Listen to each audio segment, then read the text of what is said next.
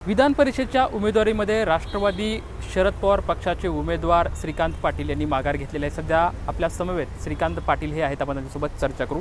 खरं तर पुण्यातल्या उमेदवारीवरून जोरदार चर्चा सुरू होती, मात्र शेवटच्या काही अंतिम टप्प्यामध्ये तुम्ही उमेदवारी माघारी घेतली।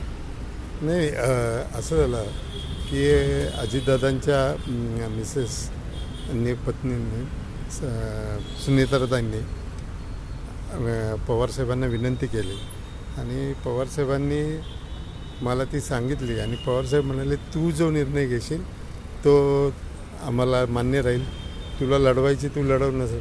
आणि मी या सगळ्या गोष्टीचा विचार केला की हा घोडेबाजार होऊ नये, काही होऊ नये, आणि म्हणून मी स्वतः माघार घेतली। मी तसं पवारसाहेबांना कळवलं, सुप्रियाताईंना कळवलं, आणि हा घोडेबाजार आणि ह्या सगळ्या गोष्टी आणि स्वतः पर्सनल अजितदादांचे माझे पर्सनली खूप छान संबंध होते, त्यामुळे मी ही माघार घेतली।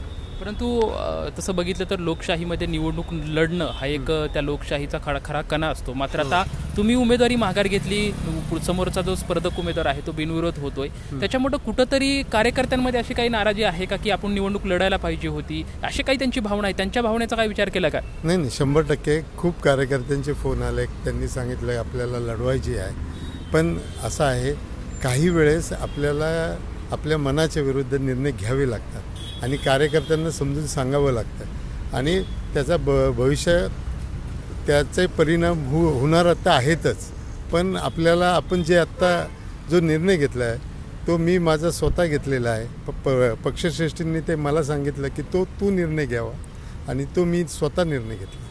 खरं तर राष्ट्रवादी शरद पवार पक्ष एवढ्याच एकट्याचा पुरता उमेदवार मर्यादित न राहता तुमच्यासोबत शिवसेना उद्धव ठाकरे गट होता, काँग्रेस होती, त्यांच्या पक्षातले काही त्यांनी विचार केला? कारण की आता प्रशांत जगताप जे आहे ते नाराज व्यक्त करतात। खरं तर महाविकास आघाडी म्हणून तुम्ही लढत होतात, एका पक्षाच्या तुमच्या म्हणजे नेत्यांनी सांगितलं आणि लगेच उमेदवारी माघारी घेतली, म्हणजे दुसऱ्या पक्षाचा काय? म्हणजे नाही, बरोबर आहे, पण काँग्रेसच्या वरिष्ठ प्रदेशच्या लेवलच्या जे पदाधिकारी आहेत त्यांची आणि सुप्रियाताईंची चर्चा मीटिंग झालेली आहे, आणि त्यांच्या चर्चेतनं सुद्धा असंच काही आलं असावं, कारण ताईंनी त्या म्हणाल्या होत्या की मी सगळ्या घटकांशी बोलणार आहे, आणि ताई त्या बोलल्यास। प्रशांत जगताप नाराजगी व्यक्त करतात? नाही, प्रशांत जगताप बघा आत्ताच काँग्रेसमध्ये गेलेत, त्यांना अजून काँग्रेस कळायची आहे।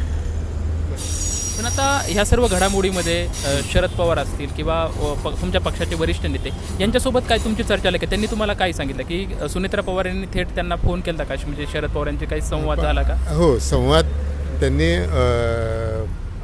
त्यांच्या म्हणजे सुनेत्राताईंनी पहिला फोन केला, ते साहेबांशी बोलले, आणि त्यानंतर त्यांनी कोणतरी एक प्रतिनिधी पाठवला होता, आणि तो प्रतिनिधी साहेबांशी बोलला, आणि त्यानंतर हा निर्णय घेण्यात आला। पण आता या निवडणुकीतून माघार घेतली आहे, पुढच्या निवडणुका असतील किंवा विरोधक म्हणून ती तुमची भूमिका असणार आहे का? कशा पद्धतीनं तुम्ही लढत राहणार? आमची भूमिका ही विरोधी पक्षाचीच असणार आहे, आणि आम्ही रस्त्यावर येणारच आहेत लोकांचे प्रश्न घेऊन, आजही होतो आणि कालही असणारच आहे।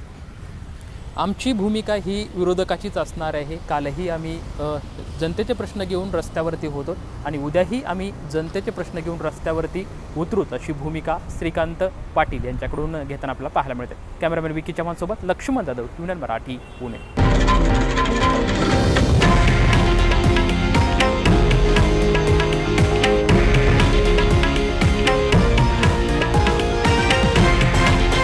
हे आहे देशातील नंबर 1 न्यूज नेटवर्क, आणि आपण पाहत आहात TV9 मराठी, एकमेव।